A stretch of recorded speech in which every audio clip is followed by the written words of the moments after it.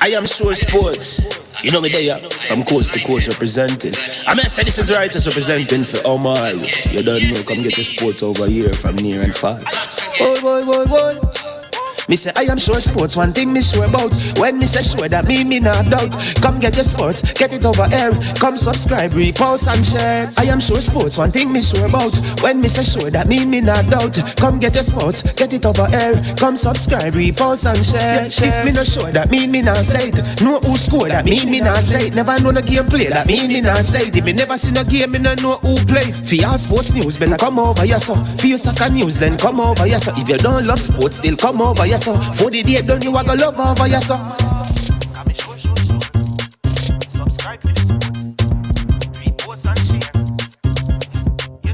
So when it comes on to behavior concerning football, Jamaica is decent.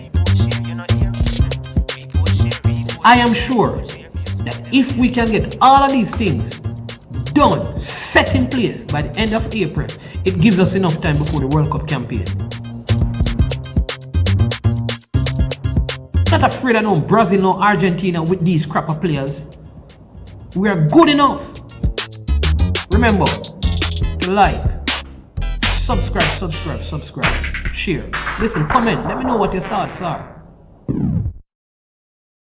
Jamaican herbs and spices add delicious, bold flavor to your next grilling experience. Flavoring sauce, a marinade, basting, condiment, or topping. Trick Nick Jerk Barbecue Sauce. Jerk Marinade gives your meats and vegetables authentic Jamaican jerk flavor. The spices are directly from Jamaica. Spices like jerk seasoning, allspice, Scotch bonnet pepper, fresh scallions, thyme, ginger, and garlic. The key ingredients to a great jerk marinade. 0% sugar and low in sodium. You want to try it?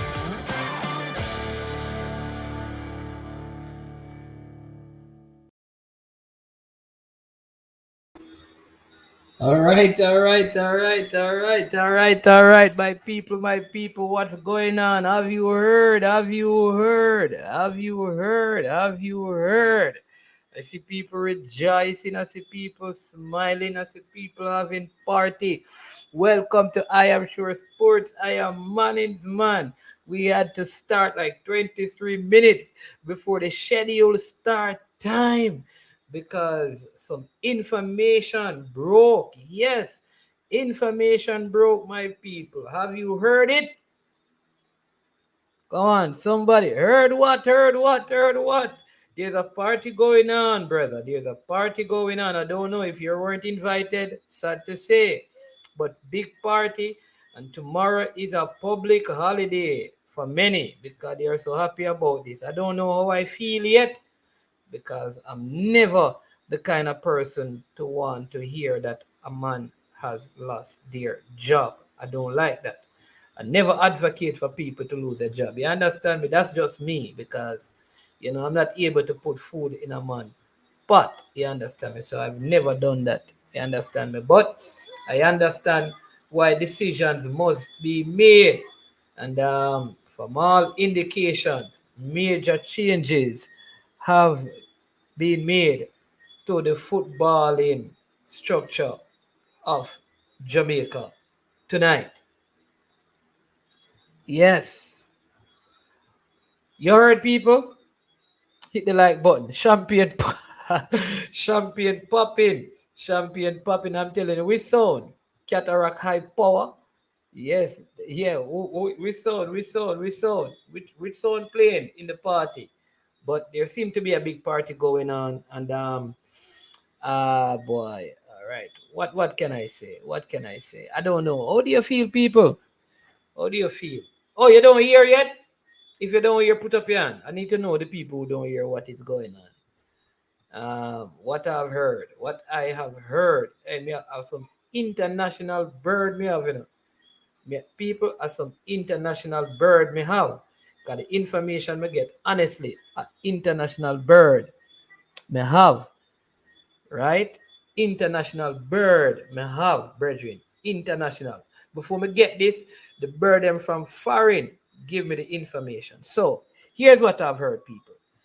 Coach Theodore Whitmore has been relieved of his duty.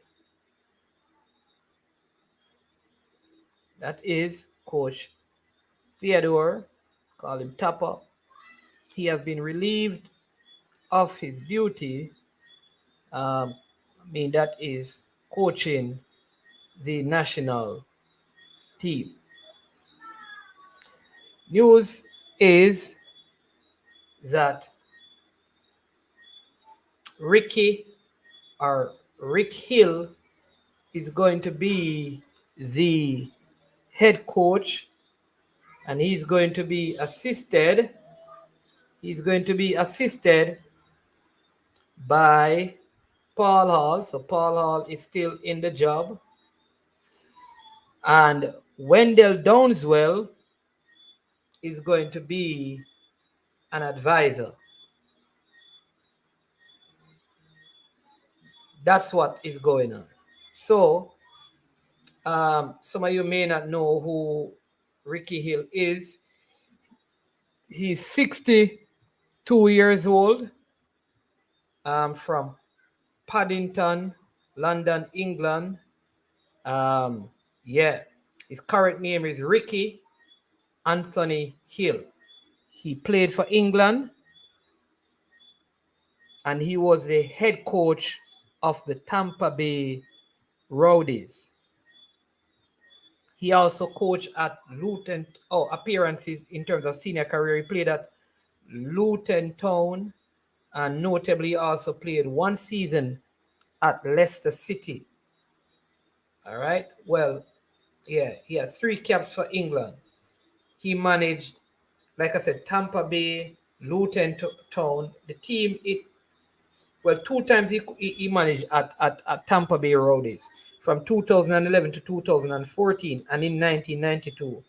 In 2000, he managed at Luton Town, and he also managed 2 years in Trinidad and Tobago. He managed at San Juan Jubilee, that team in Trinidad and Tobago. And so he is set to take over, and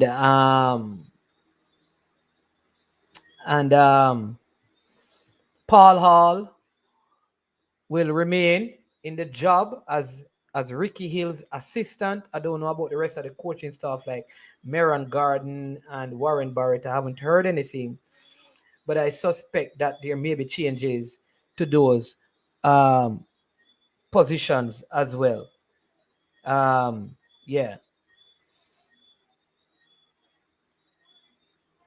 So some reports are also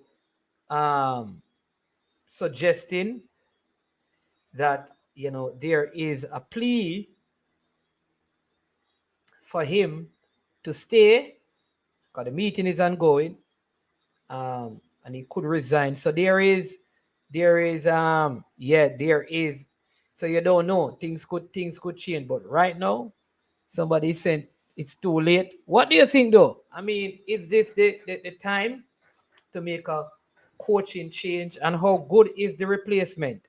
And will a replacement coach who, though Paul Hall would be there and Downswell will be coming in, would this be a good enough group of persons to lead us in the other games where we need to win, like 6 of 6?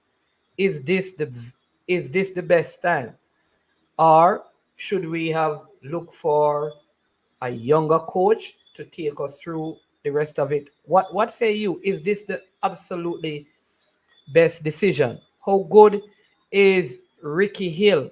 Is he better than the present coach? Or should the coach, because of his legacy as a footballer, be asked to resign instead of being fired having played the game? I'm asking these questions. We have 4 guests coming on, but I had to jump on before to engage some of you. So I don't know. But I know there's a cry by the camera. There's a meeting. So there's a cry in the meeting, although the meeting will be over, I think, pretty soon. for him to stay. What say you though? Is anyone believing that TAPPA should stay, or you all agree that he should leave? Anyone who says that maybe we should continue with him? One said, hey, please don't throw a bottle at me. Because ask question. I'm not making any suggestion. What say you guys do? What say you guys? I'd love to hear Demo on this one. Demo has long defended TAPPA. And even I mean, yeah, I really, it's somebody that I really, just because of his playing, I really have a lot of admiration for Coach Theodore Whitmore in terms of his ball playing and his first stint as coach. I think this one was a little bit difficult for him in terms of the management, and I can I can see why you would be fired. But please don't battle me. I have to ask questions, people. This guy hasn't coached in years. What is his philosophy? Is he up to date with modern day style of football? That's the question, like how good. Anybody can tell me how good is this coach? How good is this coach? Is this one person here saying that they feel like TAPPA should stay and finish the season? How good is this coach? Yeah, he hasn't coached from 2014. Is it that Paul Hall is going to do more of the coaching and he's going to be there? Will Downswell have a more influential role in it? Yeah.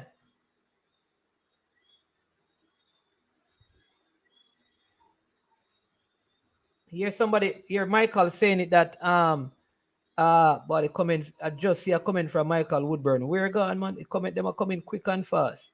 I'm just asking questions. I'm not making an argument. I'm just asking. Guys, TAPPA wasn't listening to Paul Hall. Paul will advise Ricky. Whoa, it would seem you have just made it to Qatar. Long time. Haven't even. You see, I haven't seen fans happy. Wednesday said, light up the chat. Light up and like up the chat, people. We soon have Dean Sewell and Paul Young, Altiman Butler, Gregory Messam. These guys are going to join us and they're going to come on and share their views on this breaking information. Like I said, that let's see if we can get Dean Sewell on because if this is confirmed, some people you're saying, Chris Roman, it is too late. Do you think? All right, let me ask this question. Now that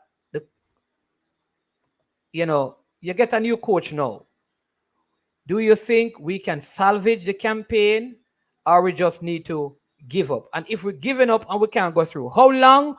And here's the other issue, people. How long is this coach going to stay? Until the same contract that TAPPA had until 2022? That is the thing. And then we make an exchange again.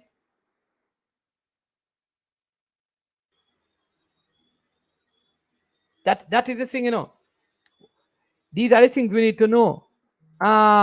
Yeah. Can we how is he going to be paid?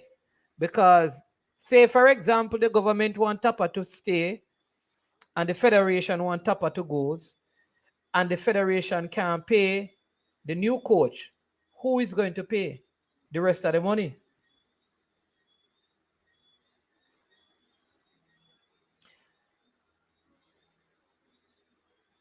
Somebody's saying, yeah, they want him to leave, but if it's for somebody, I mean, have we, like, know that if he's, know that he's God, or he's going to go, is this the best person? Because that is the issue, people.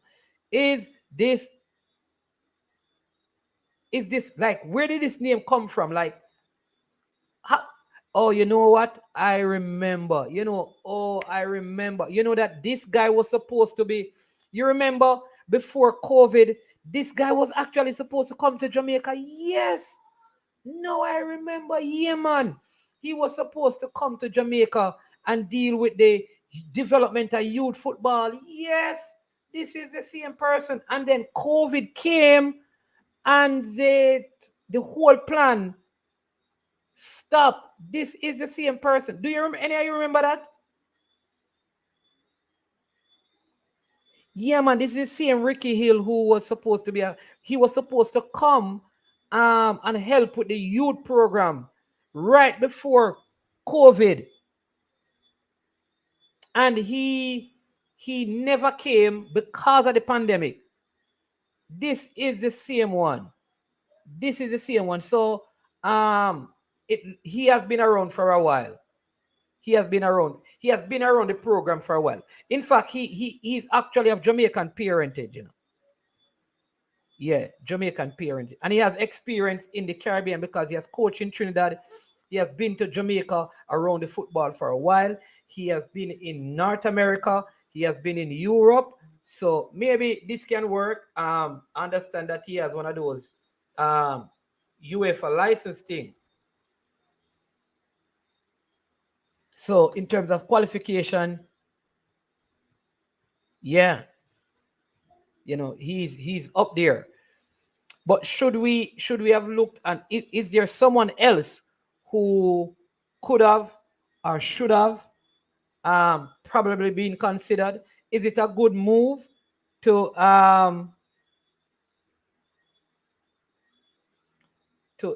bring on Coach Wendell Downswell as an advisor and to keep Paul Hall? What happens to Marion Garden and Warren Barrett? What happens to those people? Now, if you have Wendell Downswell as a manager, as an advisor, what does that say about the technical committee of yeah? Oh, Pesa is asking if 7 players gone with TAPPA too. I don't know. I don't know about that. I don't know about any players. What I do know is that there was some challenges with team selection, you know, with the players. I don't have the full details, so I can't speak a whole lot on it. But there was some challenge in terms of team selection. Yeah, and so yeah. So some of the players like never agreed with certain players who were supposed to play, and changes had to be made because certain players were very strident in saying that this man must play and that no, you can't start that man. So there was some issues in El Salvador that I have heard of. Like I said, it is alleged that players really suggested who they wanted to come on, and it is reported or alleged that even out here for the game, there were changes made to the starting 11 because players were saying certain persons should start who were not in the original starting 11, you know? Yeah, man, Clovis, listen, the truth is, man, anytime they want, they can call Clovis de Oliveira, man. They know that already. But he's at a club right now. He's at international, and they just got into a finals, so he wouldn't be able to leave. No, but I mean, he wants to work with Jamaica. And don't worry, listen, Clovis and some of our guests that I'm going to have on tonight, they have some big plans in terms of helping with the coaching and preparing of people coming up. So that's a big deal. But people, like I said, we have some guests coming on, former reggae boys, and they are going to add their voice to this. So they are going to come on exactly at 9. So that's like 7 minutes away. All right. So I want you to come on, keep on hitting that like button. Because once they come on, they're going to dive into this issue. They're going to talk about the game as well, do some player rating and what should happen now going forward. Because this seemed to this is really, I mean, I'm getting so many different reports from different sources just saying that yes, it is confirmed, yes, it is confirmed, yes, it is confirmed, yes, it is. I'm getting a lot of confirmation that it is confirmed. Um, yeah. So yeah. Okay. I see. Mark Chambers putting this up. I don't know. This is what Mark Chambers. Um, no, I don't think that was the issue. I think there were other players who were going to start. That some of the local players said no. These people have to start, and they took out local players in El Salvador. You'd say they said that no, this local player cannot go on the field. This English-based player should go on. That's what I heard. And like I said, people, let me tell you something. And if Damian Lowe ever hears this, he was strident on some of these things. I mean, guy's a leader. You may not like everything that his utterances, you may not like all his play. You probably have heard some other things, but this guy is a leader, and he has a respected voice amongst the players, and he was instrumental in some of these things. You understand me? So, yep. Waiting on our guests to come on. And any other point? Somebody was saying earlier that maybe Miguel Coley. I don't know. Yes, here's the problem. I think I would get an under 23 or under 20, some under 20 players and give them to Miguel Coley in preparation for 2026. And just keep him away from this right now. That's what I would do. I would say, here's the thing, Miguel. Can you come back and work with our under 20 program? And we're giving you a contract from now to the 2026 World Cup.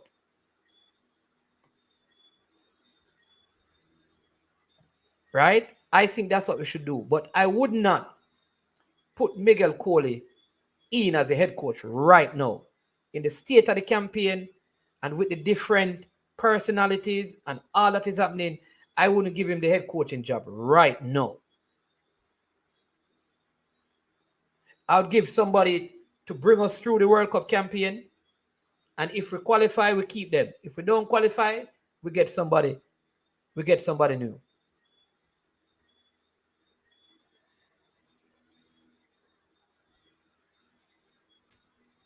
You understand me?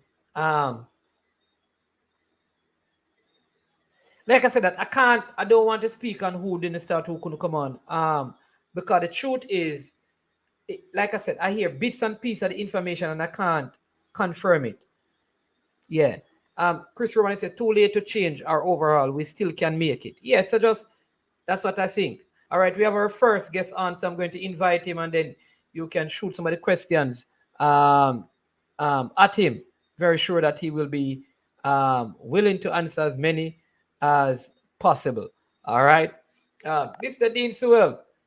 I mean, back again. I'm telling you, the whole chat is people are excited, them all kind of things, man dancing, them busting champagne, man a bonfire. You understand me? All of them things, so because news just broke that there has been a coaching change.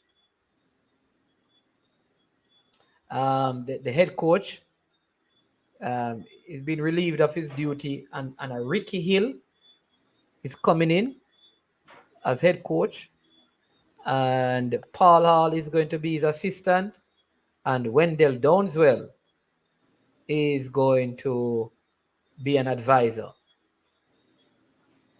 So, what say you? I hear you have no comment. Let me say this. I thought about it before the campaign. We're gone deep into the campaign now, but the chips fall where it may, and the only possible thing you can think of at this point with this coach, we don't know much about him, or I don't know much about him. I don't know his coaching history. He used to coach at Tampa Bay Rowdies. I think they won the championship with him. That is USL. Right. He coached San Juan Jubilee. Yeah, but outside of that though, just because he's gonna come in and acquire a fresh set of players that he's not accustomed to, that he hasn't done anything with, and there's possibly no opportunity for him to put something in place, or he can try with the technical advisory staff with Wendell Downswell and the assistant coach who has some knowledge of the group Yeah. right? To put something together. This change and decision in who you hire seems to me more as one that will be facilitating the management of personnel and Okay. selection.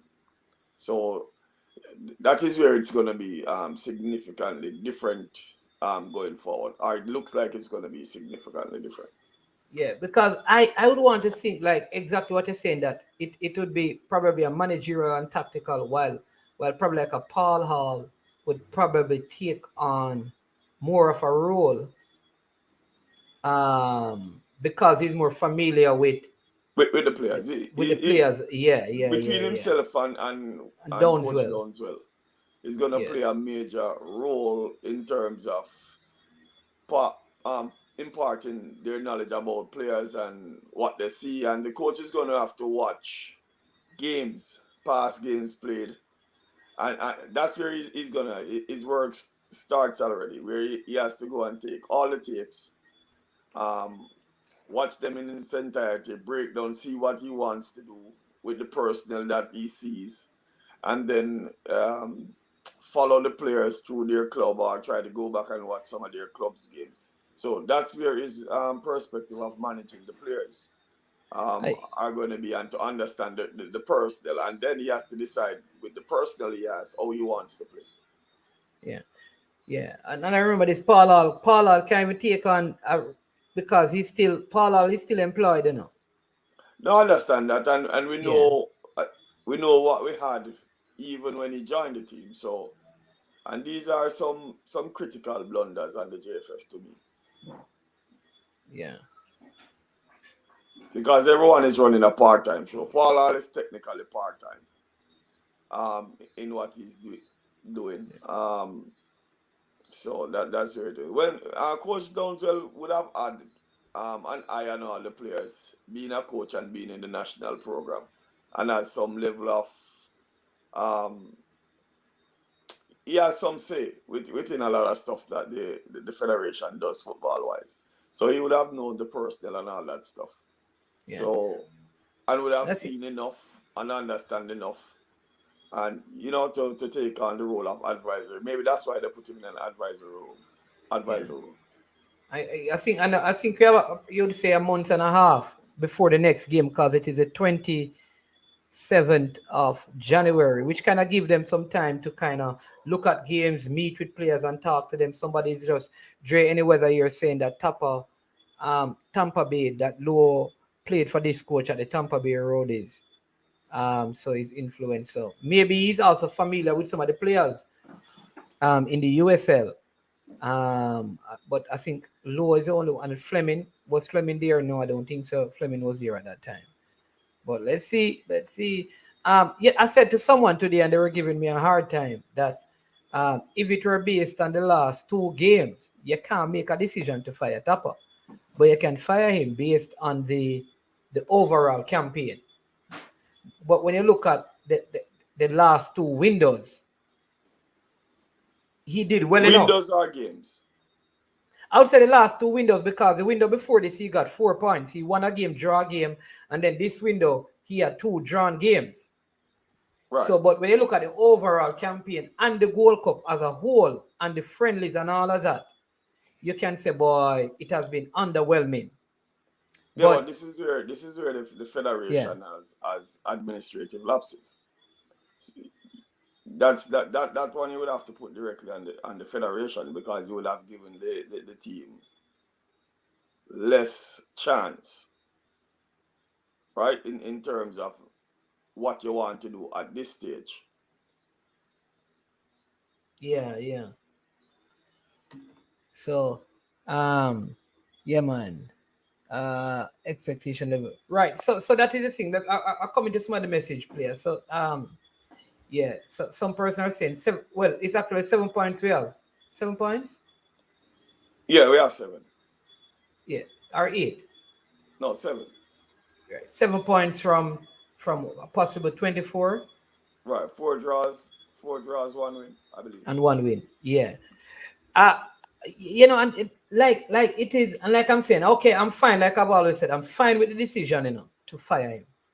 All right. Well, To be or honest, replace him. But is this the time? That is the question. Like, how does this?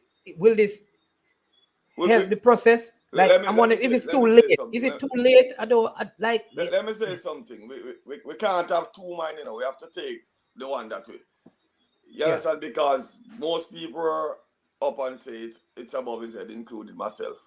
Okay. Most people wanted him out, so if they choose to replace him, then we can't then say, is it the right time? Okay, so the time don't matter. Yeah, if you call, if let's say 90% of people, right, say he should have been fired, or the job is above him, or he's not giving us the best opportunity to win, and they replace him, it doesn't matter when they do that. So we can't want him to be relieved of his job, and at the same time when he's relieved, we're going to say, well, we don't think it's the right time, or is it the right time?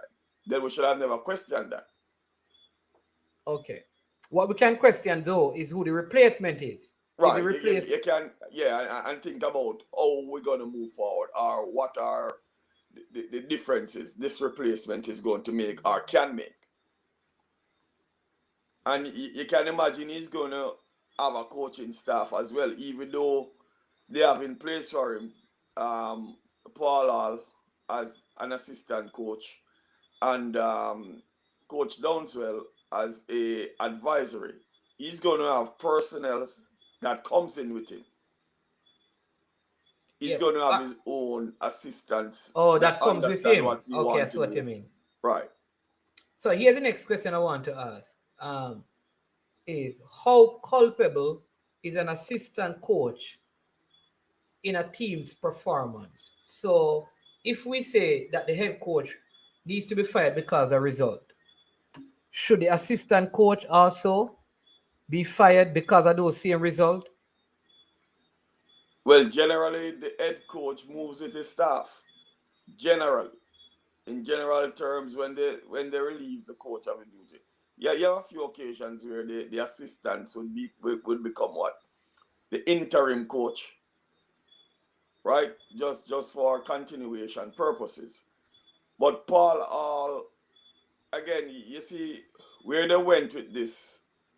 I don't know much, but I'm just kind of thinking about it, where they went with this, and to some degree makes sense since we have more European players. They went with a European coach. And we still have a European assistant coach.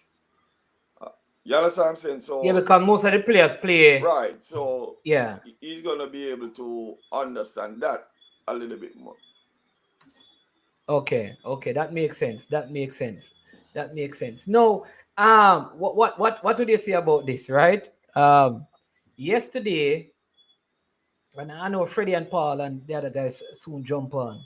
Yesterday, we played the USA in the National Stadium. And many people are saying, especially the back end of the second half, is the best the team has looked in the campaign. Like for me, I believe like 9 of those players who ended the game in the second half should form like the core. I think the left back who came on, Gregory, I thought he came on and did well. I think Javian Brown played well. Liam Moore and Damian Lillard, a good partnership. I think when Grant and Speedy played together, they were a better combination than any other combination we have had in the middle of the park, including Grant and Haka or Haka and Speedy or whatever. I think Ravel came on, did way more than what Lamar Walker was doing, though he got his chance. All right. Right. Leon Bailey didn't perform well any at all, but I know that he has potential, but he didn't perform well. And Antonio showed his class. So right there you have like a core to kind of work with. I think they possessed the ball better, they pressed better, they defended better, like in the back end of that game. And some will look at that and say, why now when TAPPA getting the team to gel? You understand me? But what are your thoughts on the game yesterday? And do you look at these things and make a decision about a coach? Well, this is where the coach is gonna play an integral part in how he decides. That's why I think it's more managing the personnels. You're talking the new coach. The new coach, Yeah. right? But in the game yesterday, what we did, which was what I had suggested and hoped for, that we'll play with some form of urgency, especially on the defensive end of the ball. Right? Players, for the most part, track their players once they get into the zone. Players put pressure on the ball. We didn't make it easy for the USA team. And I believe we have in CONCACAF, we are bigger, stronger, faster. But are we playing smarter? Right? We try to possess the ball a little bit more than we generally did in previous games. Yeah. And what we had, our attacking force overpowered or added enough strength. Antonio is a handful, but his positioning and what he does when the ball is coming into his body is very significant in our attack. He's able to hold up the ball and play off the ball, and we could start our attack there. We low press, we drop back once we couldn't get the ball right away.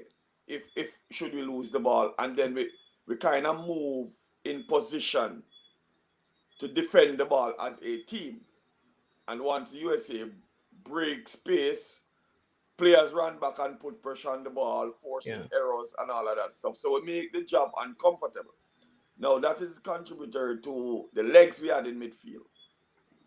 Speed was effective in moving and quick closing down. Once Lawrence got hurt and Lee, that's his name, Lee? Greg Lee, right. Second half, yeah. He half came time. in, you see where he was more aggressive. Yeah, won a lot of balls, won it early, yeah. Right? Collectively. Even going forward, he was way more aggressive. Forward, yeah. You know, so these are collective things that we did. And I want to say also that the field plays to some degree in the performance of the USA. And I said that is our advantage. That is always our advantage. Yeah, right? I thought the field was in good condition. No, I'm saying it is in good condition in comparison to what we generally have. But it is not in what you call A-class condition compared to other fields world class. Where you understand? Where all the other teams play for the most part. So because if the field, the bounce is different. Yeah. So there's things that you have to pay extra attention to the ball when it's coming to you. Other fields, the ball just roll. You understand? So those are things that we have to look at. Yeah. And then I mean, tough luck because I mean, if that goal stood, that goal that was called back, or we got that penalty and scored it, or if Bobby Reed scored, then the coach would have come out of that game probably looking like a genius. And I mean, very unfortunate circumstances because I mean, I thought that was a goal. I thought the penalty, I was there from where I sat. I saw the ball hit the hand. But I don't know. You're talking the one from the US guy, right? Yeah, the one where we got a corner and the ball came in, and then. But what happened on that play? It's arguably a penalty, arguably not. I didn't think it was, to be honest with you. Okay. I didn't think it was. What he did was drop his shoulder. The ball hit his shoulder first. And then his hand. Okay. It wasn't the hand it hit to stop progression. It was he dropped his shoulder and kind of pulled his hand back. So it would have been on the downfall where the ball, what do you call it? The move towards the goal was already prevented by the shoulder, not the hand. Okay. So that is where I believe the referee made the call. Made a decision. But then again, we stopped playing. You know, a referee once told me in Jamaica, your reaction to the ball, if it hit your hand, determine if the referee calls a penalty. Sometimes. If you freezes, then you realize you are guilty. Yeah. And we stopped playing, making the call. Just pressure the ball, same way. Because the guy didn't have the touch was bad, right? The ball was still in play. Oh, so what you mean? So we could have probably still tried we could have still pressed. Because that was in the 18-yard box. We could have tried and one the possession 18-yard there box, and created something. Okay. Right. Yeah. But what about the goal though? That we scored, that was what did you see that? All right. Not the one that we conceded. Let's look at the one that was called by the Damian Lowe header. What did you see? This is it. It's a goal, but I can understand where the referee makes the call to some degree. And here's where I'm going to go back from. When Lowe breaks from his marker, he looked like he extended his hand to push off that marker. Even though slight, you see where I'm going? Yeah. Even though he looked like he used his hand to clear space, to get off to the running. But again, on a corner kick, that is going to happen. And then once he attacked the ball with the defender, his right hand seems like it was in the guy's back. Though slight, the guy sold it to the referee. Because if you look at the reaction of the defender, he pitched himself forward. Yes. So he sold that to the referee. And in this case, we don't have VAR to go back and check the replay. And then again, we didn't even protest. They protested. We didn't protest. They protested the goal right away. You know, so these are, and the referee. No, did they protest the goal? I thought, all right, so that's why I need to watch the game. Because only the goalkeeper really like say, hey, what is going on, you know? Because I think the rest of Americans were walking. A few conceded the fact that it was a goal. A goal, but a few protested that it seems to be a foul. And the whistle didn't came late, you know. We have to take that into consideration. The whistle didn't came late, you know. The whistle came right away, you know. All I know is that we are celebrating, and then when I look back up, I saw USA on the attack, and we are wondering what is going on. The whistle came right away. So the referee may have anticipated the call and have such blew the whistle. Right? But it's 70% a goal than it is not a goal. Put it that way. Yeah. But you can look at it and see, okay, possibly here, possibly here, possibly here. Again, and if you're gonna call tic-tac fouls like that, then you know what I mean? And especially on corners, because people have to run and you're gonna have contact and movement, because everybody is trying to get a space on corners. But what I like though, outside of everything, we were aggressive on all our set pieces. Our crosses had some effectiveness. Yeah. You know what was funny though, Dean? This was the only corner that Bailey took that got into the box. Yeah. Most of the other corners, I don't know, man, it was poor. Well, what corners or set pieces were to be desired, to say the least. They weren't pinpoint. They weren't in a particular spot where we could have an advantage. And I've said this many times. We are bigger, stronger, faster, and we can hurt almost all our opponent on set pieces in CONCACAF. Almost all. Yeah. Big up Xavier Franzoa from Argentina.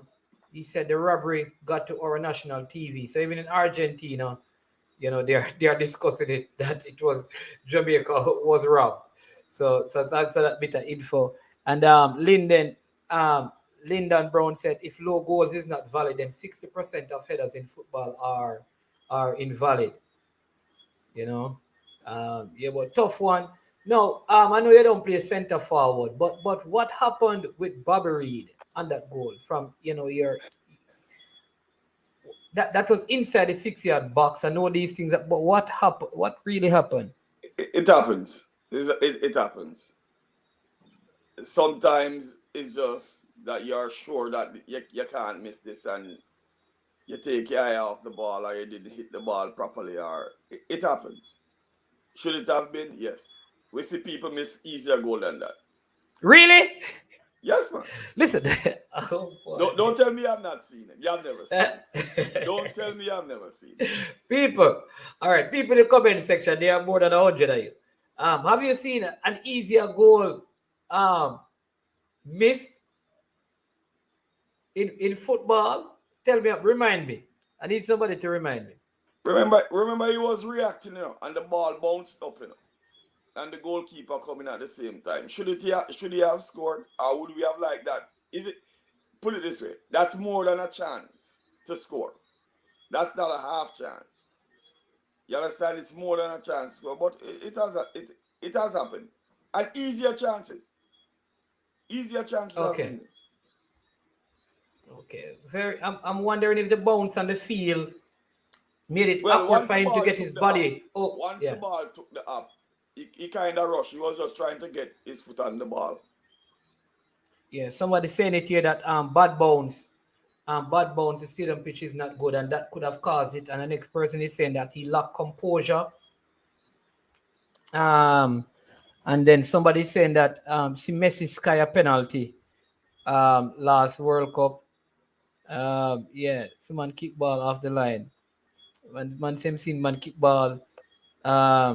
Sterling, they're speaking about a Sterling. A Sterling chance that Sterling missed. I don't remember you that can't go back, man. You have easier chance than that. You have chances that the only thing that the player could do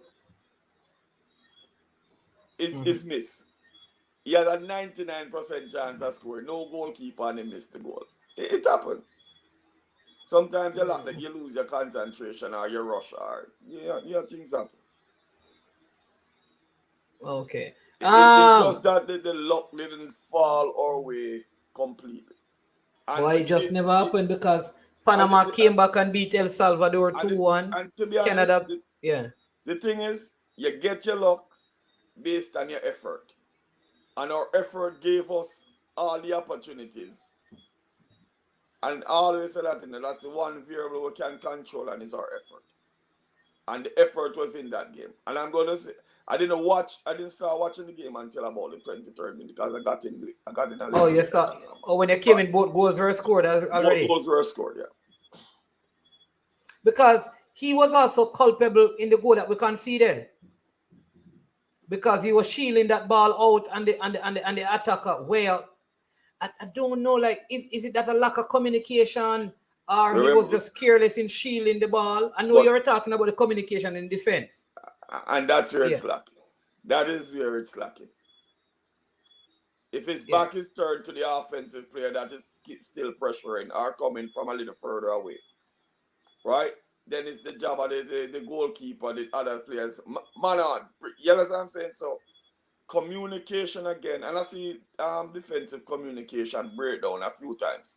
But the difference, for the most of the part where it didn't hurt us, was that we went for the ball. So there was one where a cross was coming, where Blake was about to collect and I think Low end up sliding and playing in the outside. Stuff like that. It's communication. At that point, it's communication. Yeah. Also, I get him unconfirmed reports that there are players who are planning on striking. Boy, I can't manage them kind of things here now. I guess this has to do with TAPPA being relieved of his duty. Well, at least we have a very long time before the next match to resolve whatever issues they are, But it's a matter if they can get the group together for maybe a week or two, if they have a break or something like that, where the coach can do some stuff with them. All right. Yeah. Do you think, given the change and having all the players, the team that you saw here at the end of the game, do you think like the campaign is still recoverable, salvageable?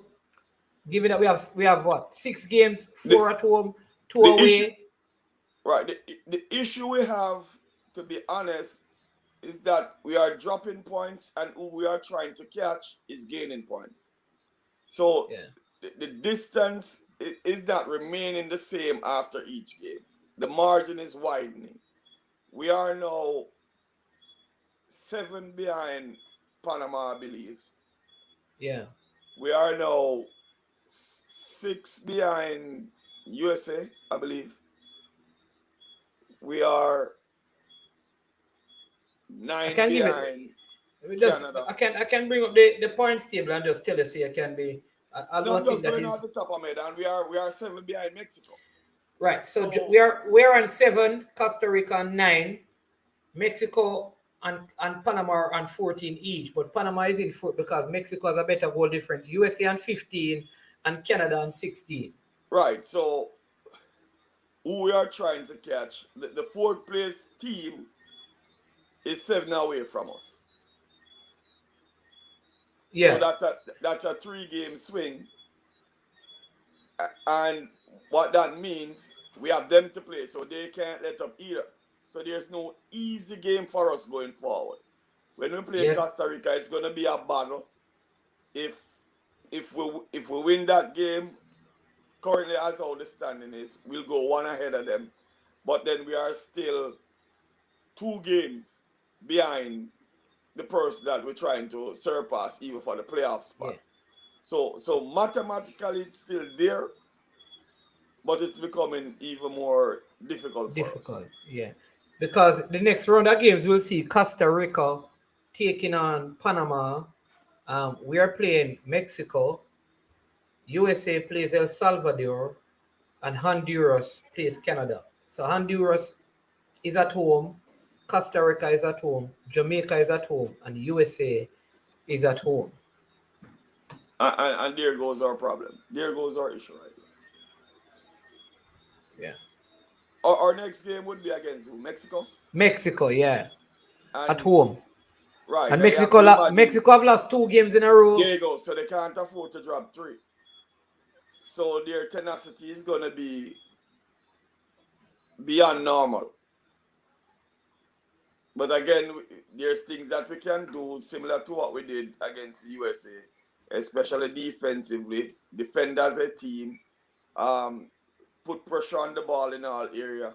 We lose possession, play low defensive, defend a little lower than normal. And then once we get it, we try to put the passes together. The thing that happened yesterday, most of the time when we went long, it went into Mikel's body, Yeah. or in an area where he can challenge for the ball, or in an area where Leon can, you understand? Leon didn't have the great game, but he was more effective yesterday. Right. He was more effective than in El Salvador indeed. Right. Because yeah. Yeah. Well, like I said, I think the team that finished the game, that's a good core to look to.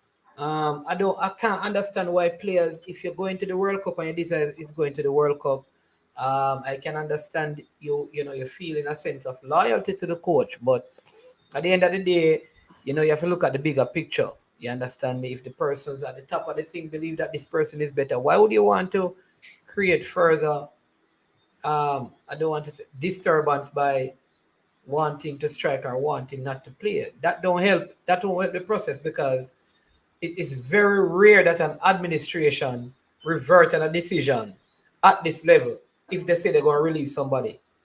It rarely happens. It never. It That would never. have There you to go.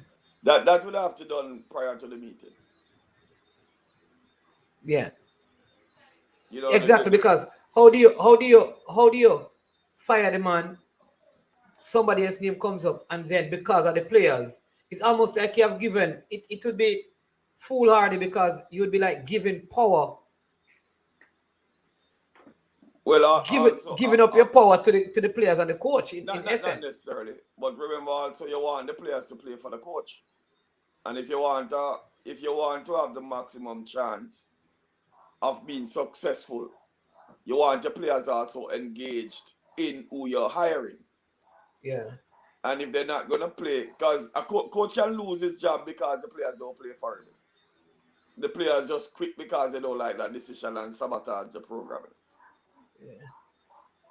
So it also can be to our detriment. But that's why I'm saying, if that's the word, which we're not sure, then they would have had the opportunity, because this loud noise has been echoed for months now.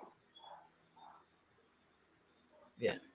Right? Yeah. About not wanting TAPPA to carry on the duty, or he's not up to task for the duty, or he's not managing the personnel well. You understand? It was, remember, it was said prior to the second window, if he didn't get 5 points. Right. The last window, if he didn't get, he'd have so probably they been would relieved have of his had the job. chance to make their voices be heard. That, listen, we're gonna do or die with our coach, and we're gonna play. You understand what I'm saying? Yeah, They could have done it at that point. So to have it done at the point where it's now, the horse has gone through the gate, so to speak, then it's going to be ineffective.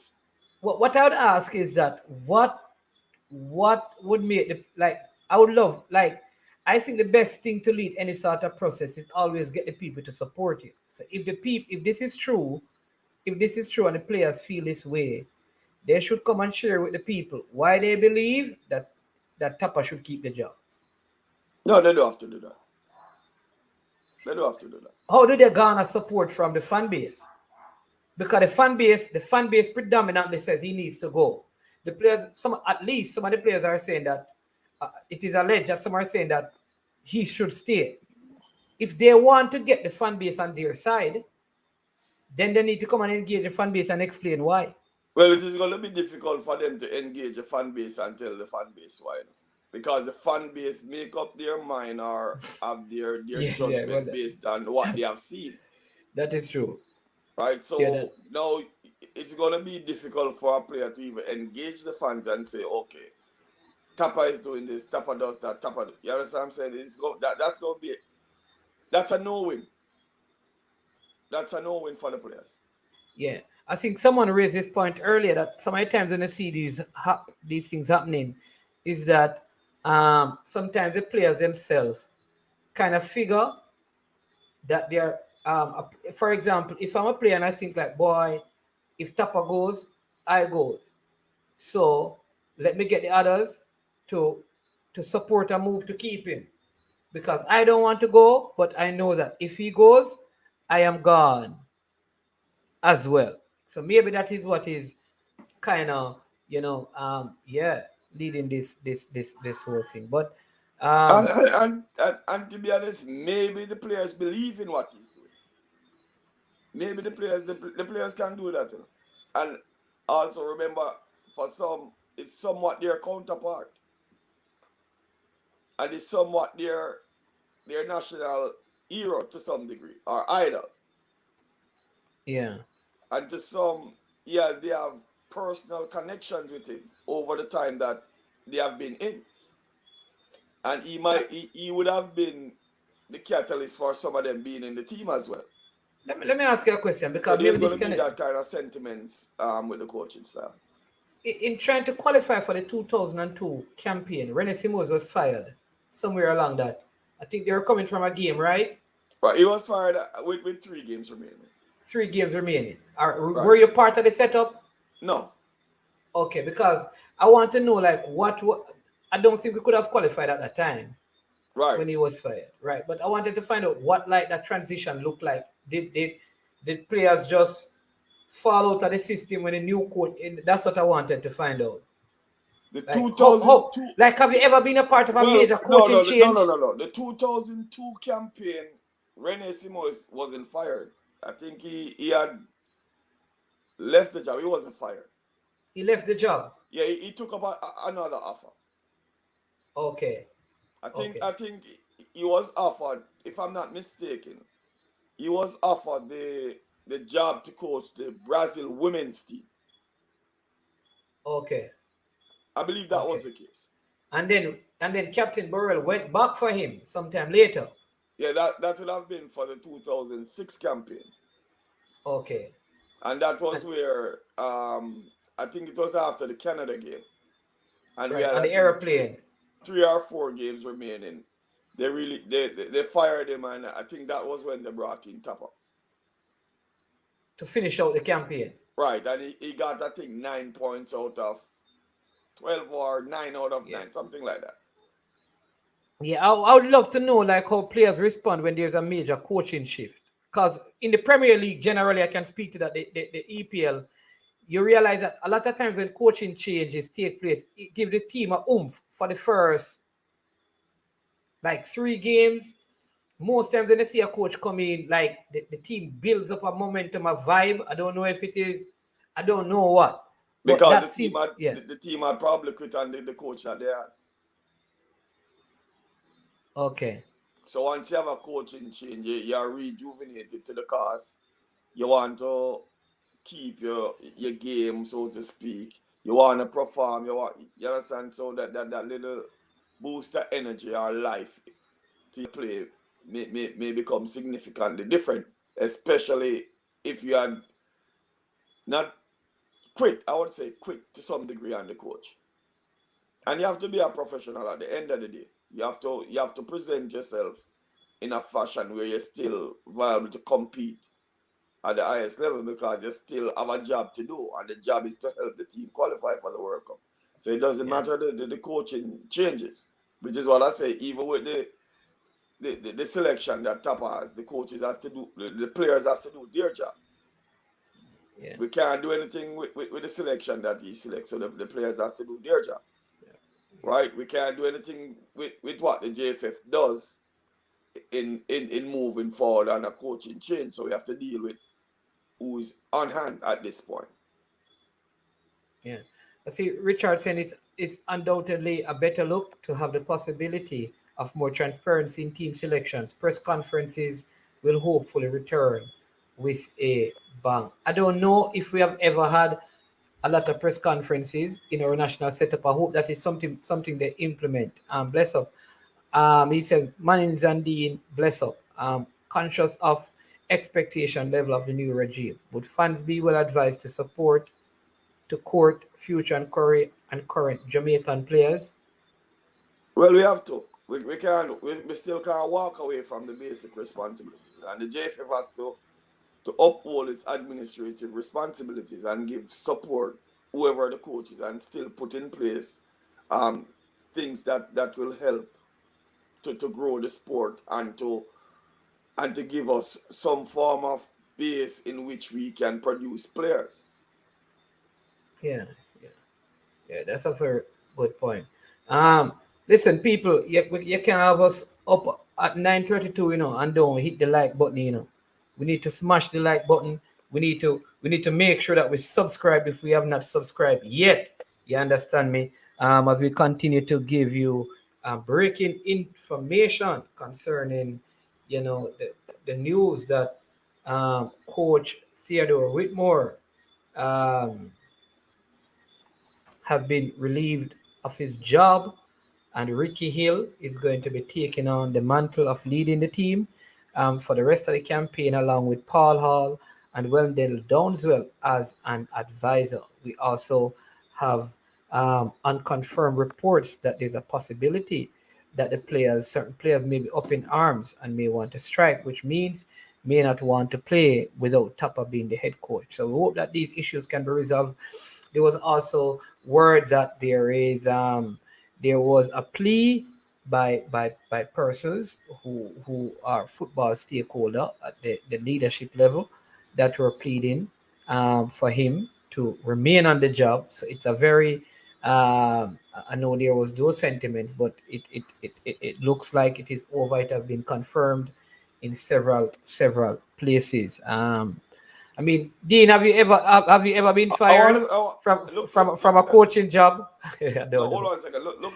Looking on all this unfold, right? I think this decision wasn't made yesterday, because you wouldn't have other coach in place right away. I feel so. So this decision was probably made prior to this window.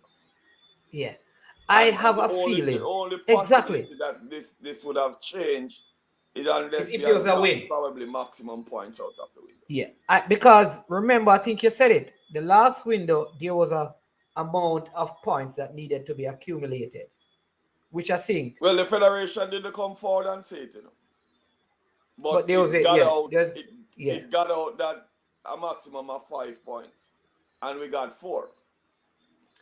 And then there was a very interesting interview on the in the morning Tuesday morning by the president on Nationwide, where he outlined, and he said they asked for shooting machine, they were given that. They asked for a drone, they were given that. They asked for this, they were given that. They asked for additional trainer, additional support staff. Everything, basically he was saying that everything that the coach requested was given to him. And I took that to mean that there is no excuse. But then No. the $1 million question to all that, when was this put in place? When was all his requests being met? Was it met way prior, so you could have everything? Yeah, during or before the Gold Cup. Right? I think it was during the camp. They got all of these things for the camp. Apparently, all of these things were given for the camp before the Gold Cup. Okay. So these are, but that's a small window. Yeah. That's a real small window, because now the Gold Cup was what, 2 weeks? Yeah, and they had a 10-day camp before it. Right. So, and then they didn't have all the complementary player for one reason or another.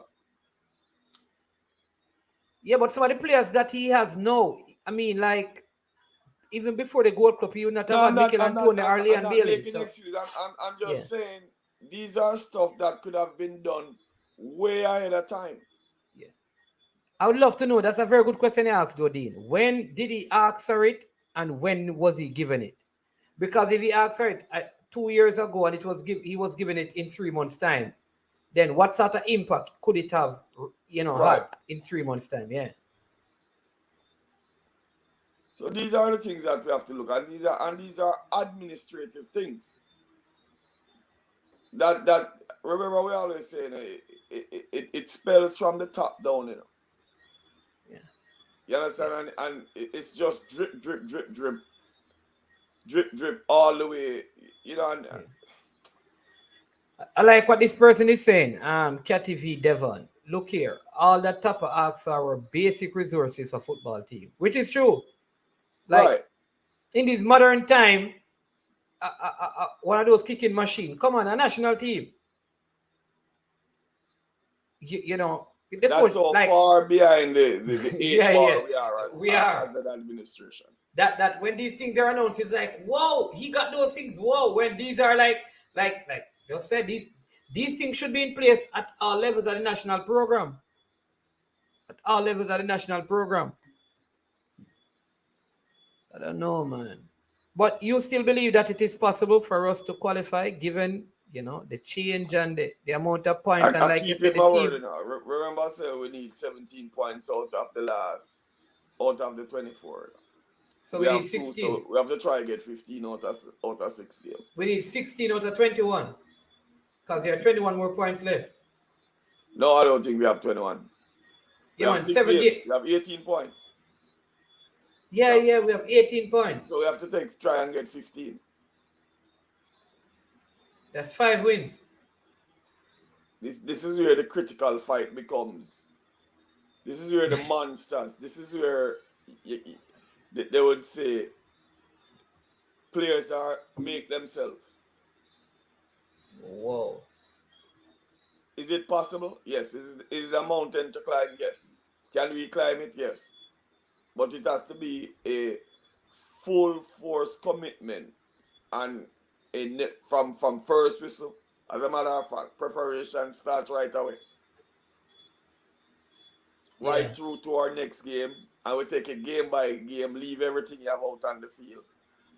We have to scrap and crawl all the way through now at this point.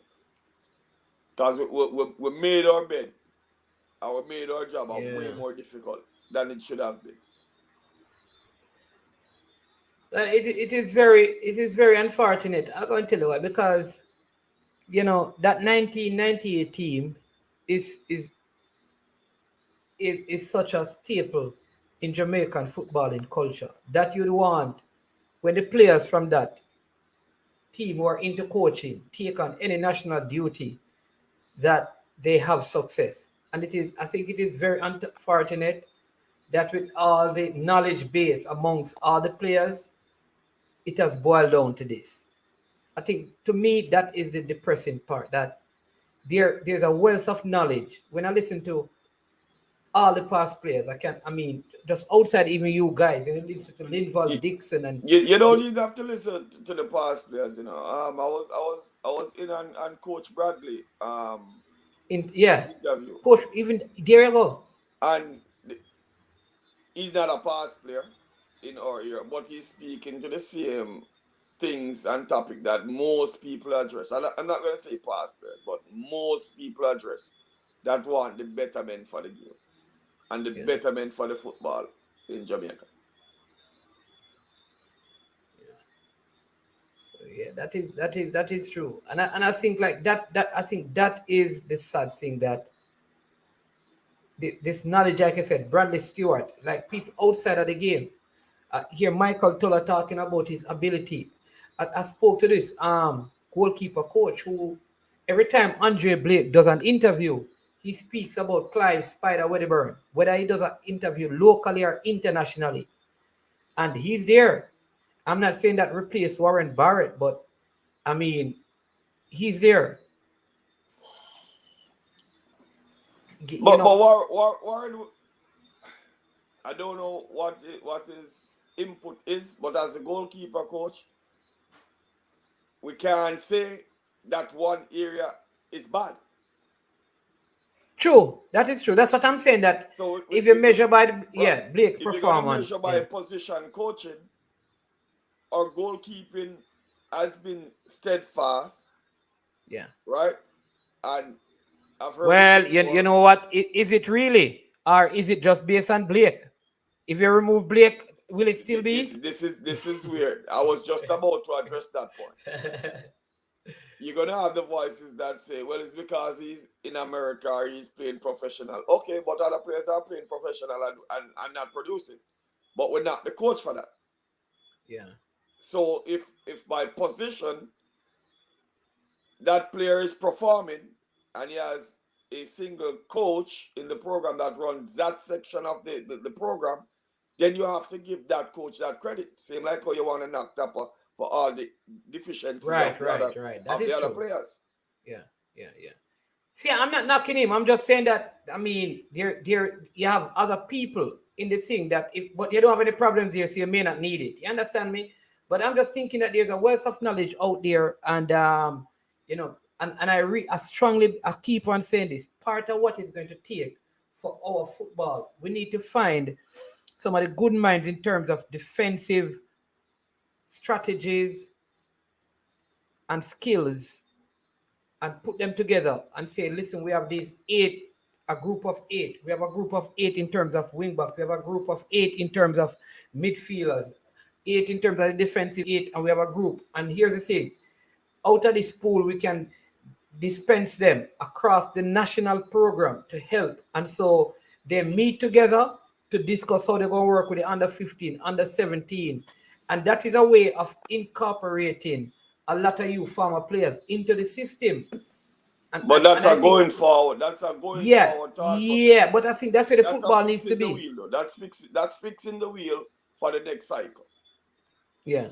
What we have to be thinking about is how we now can best utilize the personnel we have, the resources we have to try and get us what we need to give us a possible shot of getting into this competition. Yeah. Well, man, interesting times in Jamaica. There's never a dull moment with Jamaica football, I'm telling you. I mean, this is. But like I said, one of the things I do agree with is that this decision seemed to have been in the pipeline. No, this decision was made way before this window. Because they would have to have been in talks with this young man to take over the team. Young man is 62. No, what I'm saying, I'm gonna say 62, 52 young man. Right? They would have had to be in talks with him So you can't tell me you come out and you're going to a meeting at 8:30 or at 7 o'clock or 5 o'clock. Make a decision on the coach, and then, right, name his replacement. It would have been. And these are the blunders that the JFF makes, in my estimation, that is not clear, right? It would have been easier. The appearance is significant. The appearance of the decision is significant. Yeah. If so that what the appearance is that someone was in the waiting. That they already, for me, they would have already made that decision, confirmed that decision. So no matter what was said in the meeting, there was no chance of him even staying on. Except that he had won the game. That would have been the holding line. And then everything going forward, the minute would be dependent on the next game. Would become on the next game. The next game. It would have looked better if they decide they're going to relieve him of his duties tonight and within a week or two. They appoint, that's what I mean. Okay, they appointed. Because they could have simple name Coach Downswell as the advisor. As the interim, Paula as the interim head coach. Because they're not going to do anything in terms of team preparation. For quite a while. You know, that's a very good point. There may be some unethicalness per se in how the decision was made. That is true. That seeing that the coach will not be doing anything except he could still be watching tapes, but he could make the appointment 2 weeks from now, because what it looks like is that unless TAPPA won the game, which never happened, he was going to be fired regardless of what is going to be said, because he already made separate arrangements. With somebody else to some extent. This was made prior to tonight. Yeah, that is. I never looked at it from that perspective. And then the result just finally compounds his fate. And mark you, the result, even though it's not a bad result. That's what I'm saying. Is the result bad? The result, if you look at the result of the game, we can question that we could have easily walked away with 3 points. Yeah. A strike here or a referee not taking back a call. You understand? So it's the unfortunate of situation that unfolded, which now eventually, what you call now, bakes in the pudding for him. Whoa. And that's not his doing. The referee called back a goal. Questionable. Very questionable. And this is the thing, because a man could look at it and say the day when he had his best performance in the World Cup campaign. And where you see some difference in... You see some difference. You see the team coming together is the day that the day after that he has been relieved of the duty. And that is what I was saying to some people this morning. That at the end of the day, here's the truth. He cannot be fired based on the result of the game last night and the game against El Salvador. If whatever decision is going to be made, it must be based on the overall campaign up to this point or things coming back from the past. But if it is based on the present that game, decision would have been made way long time. Exactly. To get a point in El Salvador is not a bad result. It's only bad because of the context of the thing. No. Right. To draw against the USA in Jamaica is not bad. And especially with how the USA has been playing compared to how we have been playing. Yeah, because they're coming off their biggest, like a lot of the pundits were saying that they're coming off their best performance in years. And they said that they came to Jamaica and the Jamaicans tamed them. In fact, one of the US analysts, forgot his name. One of their forwards, he was on ESPN Press Pass, and he was saying that he felt like the USA playing in Cincinnati in the cold just to throw off Mexico and then coming to Jamaica to play in the heat affected them. So he said that they gained by playing in a venue in Cincinnati But then they lost. Again, they put the game where they can have their best advantage. They don't control that once they leave the United States. Similar to last night, Canada played a game. Yeah. Well, that's the way in Canada. But what was the difference? They played it on a surface that most of the Mexicans are not accustomed to. Yes. You see, which is probably what they're going to do with Jamaica. Which is the AstroTurf. Or issue probably going into Canada now. Is that some players won't play? It's the weather. I don't think that. I think like if it's AstroTurf, like people like Mikel Antonio is not going to play. Well, I can tell you that.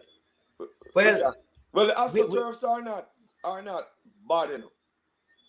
Oh, but you know that some players have it in their contract, like clubs put in their contract that they can't play on AstroTurfs. Yeah, I understand. I think we had a player who I can't remember his name, but we're in World Cup qualifying and he could not play on AstroTurf. Even Rudolph Austin. I think he was at Leeds when he was not allowed to play on AstroTurf. But even though that's in your contract, your club can outside the contract can give you a pass for that. Okay. You can get a waiver based on the importance of the game and how they deem the relevance of the game. Yeah. Nothing is impossible, man. Well, I really hope this coach can come in and do a job with Paula. I hope he has not coached at the international level, like at this level, though he has done club jobs. I hope that he's at the place where he can manage a situation. And we can't use those as marker. I'm just listening to you make the comment, and here's why we can't use those markers. Because any other local coach that we would have gotten wouldn't have coached at this level. Well, that is true. So somebody's reminding Natty Congo. Thank you, Natty Congo. He's saying Giles Barnes doesn't play on AstroTurf. You understand? So yeah, if it was any of the aforementioned, right, that we had in our thoughts that could possibly do the job, right, especially from the local standpoint, would have not coached at this level. So we can't use that as a marker. Right. Because, well, that is true. That is true. So we have to, whoever the coach is, we have to just give him our support. And remember, we're not supporting the personnel, We're supporting the team. And we're supporting the color. Yeah. Yeah. Yeah, man. Whoa. I remember we can also say, if we see change, if we had a different administration. And a friend of mine said the referee was from Costa Rica. Then I heard Mr. Tracy, Oral Tracy, also make mention of it. These are critical things. Yeah, listen. All right, so let me tell you how I feel about the goal. Honestly, people, this is my sentiment. When we played against the USA, there was a Caribbean referee. Right? You remember the beginning of that game. To be fair, Kemar Lawrence should have been red carded. Could have been. Right. I think he could have been red carded. All right? The card he got was questionable. Was not questionable. Questionable in terms of the color card he got. Right. Right. And many people are talking about, even as Jamaicans, we said, boy, we need to send some. I know one person said that we need to send some Jamaican girls over there to go and check the referee and spend a week with him and keep him and make sure he's all right. Because he saved us. It didn't affect the result because USA won. All right? Now, I think decisions were made not to have any more Caribbean ref because it doesn't necessarily have to be a Caribbean referee though. Well, what I'm saying is that since that point, nobody from the Caribbean. So after the USA game, none of the other games we have had a Caribbean official in a Jamaican game. Okay. All right. So I feel like you got away with one. and just, you know, But remember this also. Even though I believe the tackle that Lowe made in that game, right? Again, 50-50. He could have been red carded, so he could have been down 2 players in that game. Oh, with Lowe? Right. Yeah, well, true, and he didn't. And again, that's a Caribbean referee. No, but I'm saying we get calls that go our way and we don't complain. And when the call that we believe doesn't fall our way, we complain. But we had chances. The difference is one would have let you win. One, the others, even though you didn't get the desired card or call, you may have lost the game, see me. Exactly. What I'm saying, he never altered the result.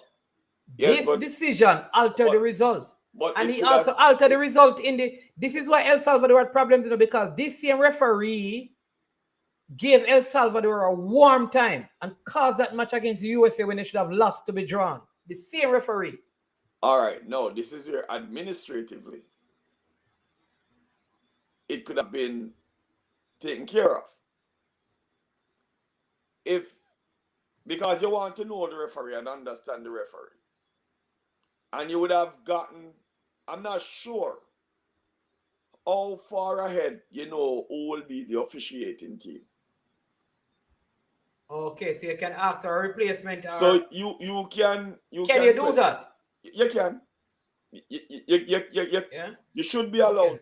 Because remember, I need to check that out. If you're a referee and you're in the chat and you know what the rules are, you can let us know. Right. Remember, but go ahead.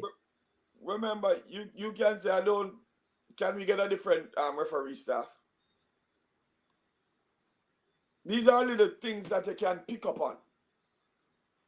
Because you may have believed in a previous game where this referee does a game with the USA, would have favored the USA. Not that he would have done it in your game, but again, you don't want to take that chance. Yeah. The other big question, Dean, is that how can a federation who was unable, like the coach had to settle for way below what he wanted, pay a coach of a so-called international caliber? Because I am sure that this coach not accepting 850,000 Jamaican. Like, I'll be divided by 155 and see how much it works out to. But go ahead and see what they say. It's gonna work out to about 6,000 US. Yeah, somewhere there.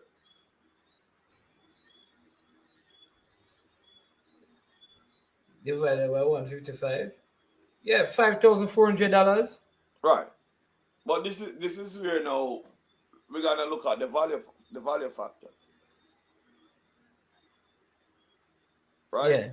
And administratively where you can what you will do for one but not do for the other.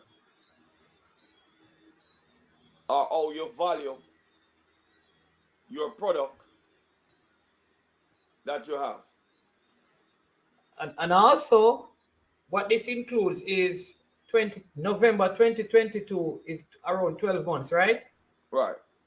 All right. So watch this. On top of that, you know, on top of paying a new coach, you have to pay TAPPA a minimum of $850,000. You still have to find $10.2 million to pay off TAPPA minimum. Because he was hired through his contract last. His contract doesn't end until November 2022. Well, so sometimes when you have a decision, you have to see it through, you know.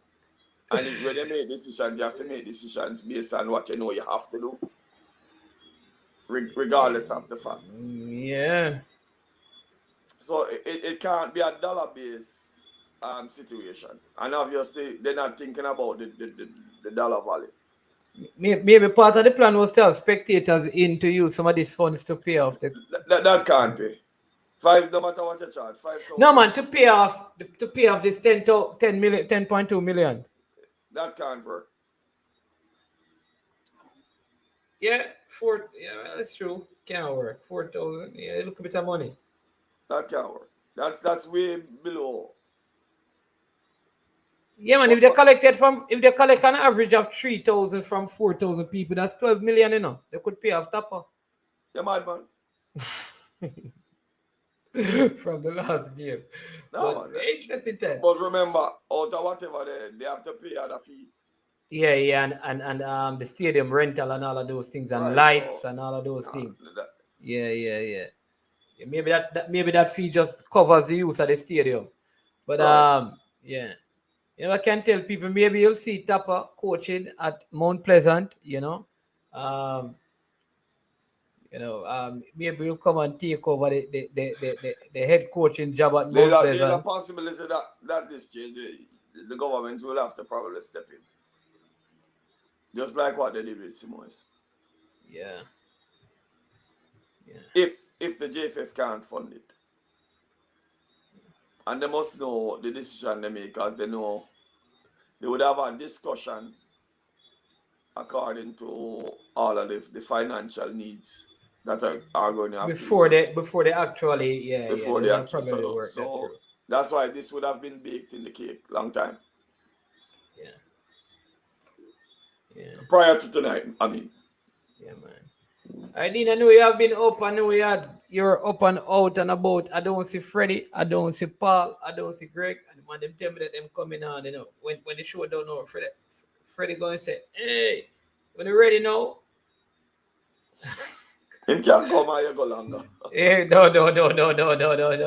I'm going to relieve you, but so you can go and spend time with your family, and then I'm going to go. But thanks again for jumping on. Really appreciate the time spent with you. I don't know if you have anything that you want to say before you go. Let's go for 15. Let's go for the 15 points. 15 points. Yeah, man, we can get it. It's an uphill task. It's an uphill task. Right now, me feel like a Hope River. Like me, I go down Hope River, brother. Right now. So how man to kick over the thing. No, man, it's alright. Realize it's bedtime, boss. Yeah, drop asleep. But you know you go already. We can get the 15. We can get the 15. We just have to collectively do it. We have to do it collectively. Yeah, man. All right, blessings. Take care of you and the family, the wife and kids and the rest of the extended family. And we'll be in touch. Look like time cold, man. Yeah. What's the temperature? I know you have on the heater, but outside. Temperature cold. That's what it is. The temperature is cold. It's good thing is that Canada, the goalkeeper have on all them things over him head. In sweat time, long pads. It was crazy. The man score and jump. In the second goal, the man jump in the snow. Like a mountain, a bush. A jump in the snow. Listen, that's normal, man. Crazy. I want people to understand and appreciate the conditions that sometimes we have to take on to do the job at hand. Yeah. So we have to appreciate the players and these things. Yeah, people, that is why when we talk about honoring the legends, these are the kind of things that they have to, they have to go through in doing their jobs, and seldom do they get the recognition that they ought to. And I know you guys have been in worse conditions back in your days. I remember, like I said, that famous fight was it in Brazil or Mexico? In Mexico, that famous fight. But that wasn't even the worst condition, Yeah? That wasn't the worst condition. What was the worst condition you were in? I want to tell you, on that same Mexican tour, we had to go to Bolivia to prepare. And that was disastrous, to say the least. All right, because you have to get used to altitude to play in the Azteca. Yes. Yeah? That was, there's just some things that's not, you can't explain. You have to really experience it. Yeah? But again, you mean, when I say terrible, I mean in terms of your breathing or just the accommodations? Everything. The accommodation was good, everything was good, but when you get out on the field to play, think about this. We got off the plane and would have walked about 100 feet and we had to get oxygen. After 100 feet. Yeah, we had to get accident. They're 100 yards. Whoa. So did And you then end up training? and then to play a game in that condition. I mean, you would have thought the game was a joke because players just drop like fly. So one player drop the command and give you oxygen. By the time the doctor go back to the bench, he has to take oxygen. But again, it's part of the job, you know. High altitude is that bad? Yeah, man. I've never been in high altitude yet, though. But I need to, because I know there are places in the States where the air is in, like in Denver, in Colorado. Colorado, yeah. Yeah. So I need to go and check it out. Marlon Morrison said, big up, Sir Dean. Big up, sir. Sir Yeah, Marlon. man. M&M. M&M. Yeah.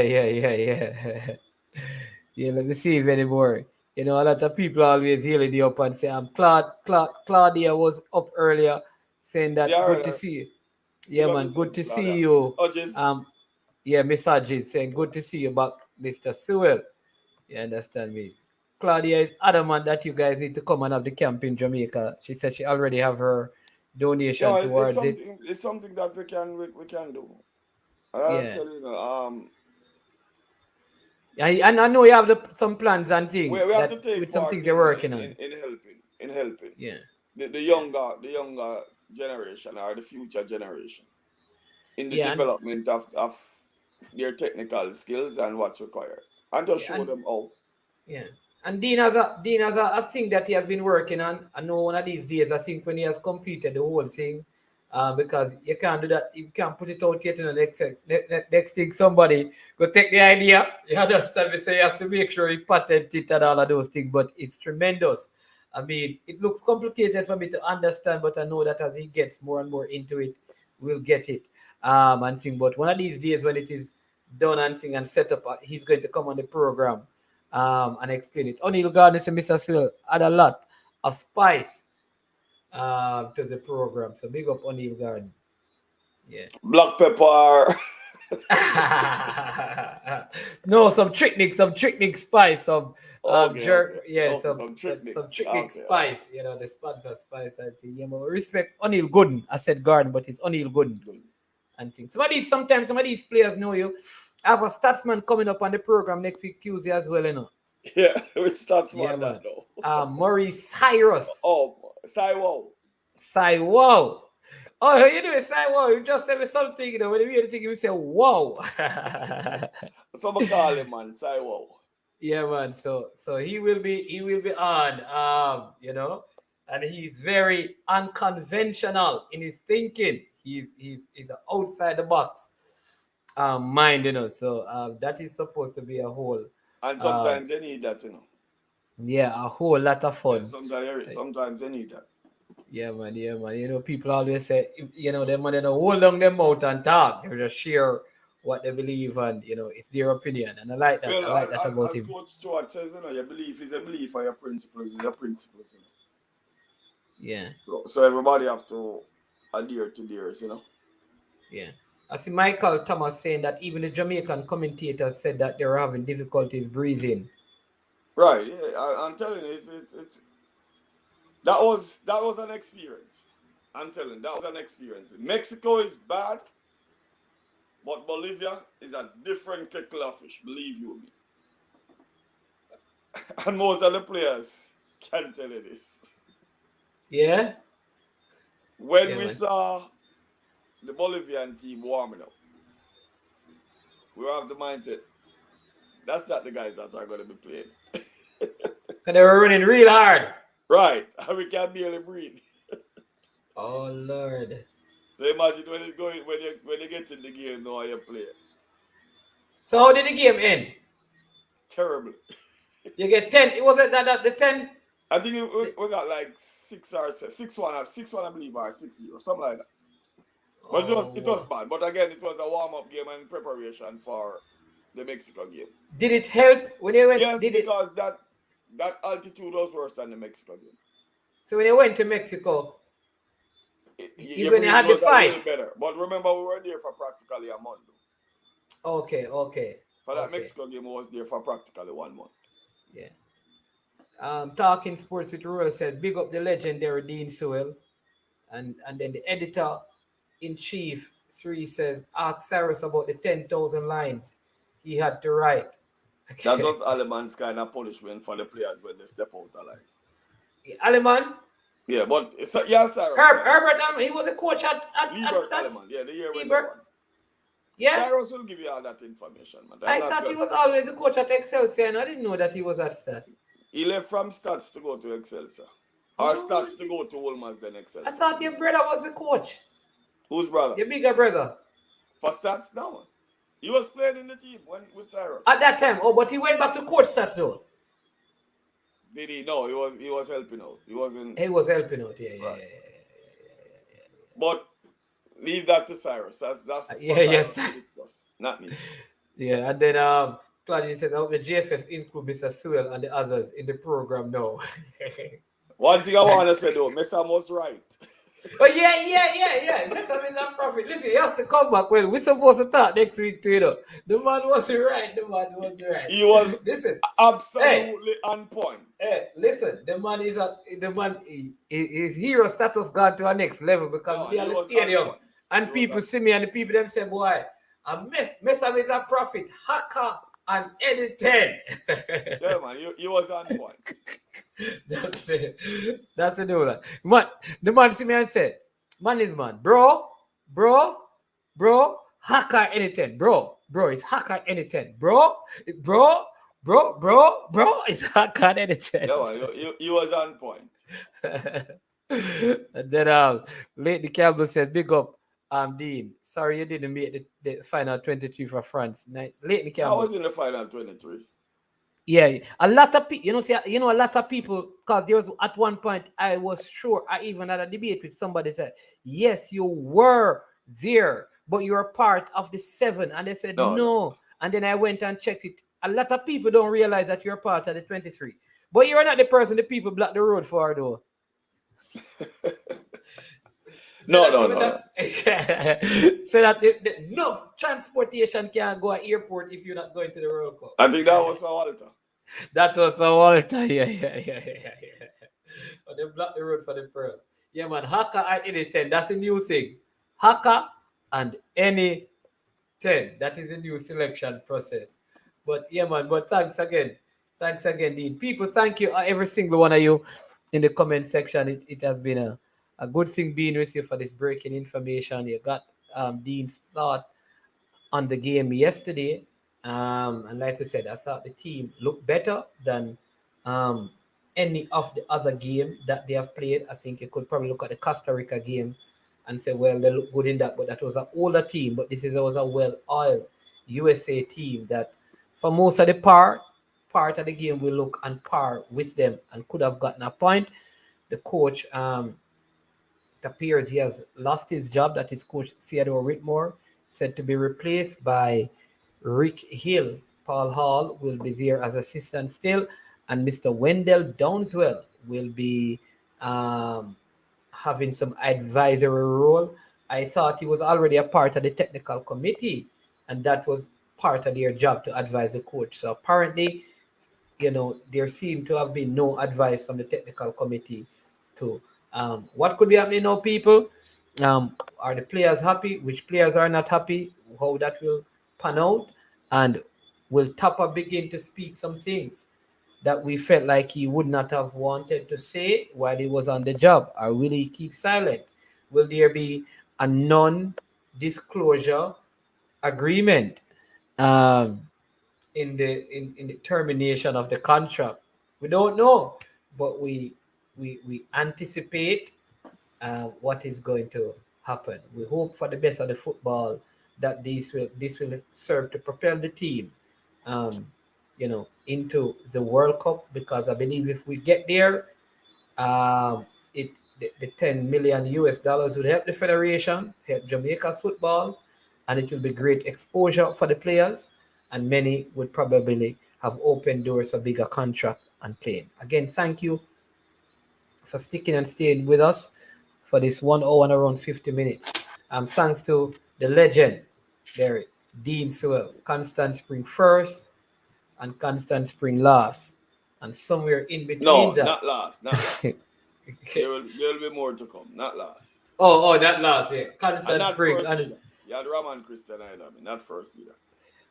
no, man, we are talking. What I'm saying is that when you come on to you personally, Constant Spring, yeah, is the first, and it is but in between, you had the Jamaica team and stuff. But really, you're a legend, not just with the Jamaican team, but with the Constant Spring fan base, and yeah, man, and club there. So yeah, man. Again, thanks for always being willing and able to jump on. I will have to call Mr. Young, Mr. Hakan 10, and Mr. Butler tomorrow to ask about your absence. No, don't worry from the about it. I'm sure there's a reason why. But yeah, man, from the program tonight. But blessings, bro, and take care until we talk again. all right. Peace out. Yeah, man, blessings. All right, so there you have it, people. Mr. Dean Sewell. Remember to support and check out our sponsors. Trick Nick are a Jamaican owned and operated company in Canada, and they sell all you need for your barbecue and jerk needs. You just check them out at www.tricknick.ca and use the code I am sure sports 001. That's one word, and you will get 25% discount on all their products. Right? When you go there to shop, tell them you heard about them from I am sure sports. The link is in the description. I also have some videos to their channel where they show you how to prepare almost any meal you want to prepare. At the close of this video, we'll play a couple of commercials from them so you can see what their products are like. I want to thank every single one of you for joining. All the moderators, thank you for your support. All the persons who have subscribed to the channel, I want to thank you. Continue to support the channel by subscribing. If you have not yet, please hit the like button. Right, hit the like button because the more you like the video, is the more persons will watch it, and the more persons watch it, is the more the channel will grow. We don't have super chats, but we love when you like the video, because that makes the channel itself super. Listen, have a good night. Stay safe. Tomorrow we have a couple of shows lined up for you. We have a big interview that we're doing. But we also have our schoolboy football show. We're going to talk about some results in the Manning and the Costa Cup. A very surprising result in the Manning Cup today. The Fervets are not happy given the result of that game. God bless you. Stay safe until we meet again. Picnic Jerk Marinade gives your meats and vegetables authentic Jamaican jerk flavor. The spices are directly from Jamaica. Spices like jerk seasoning, allspice, Scotch bonnet pepper, fresh scallions, thyme, ginger, and garlic. The key ingredients to a great jerk marinade. 0% sugar and low in sodium. You want to try it?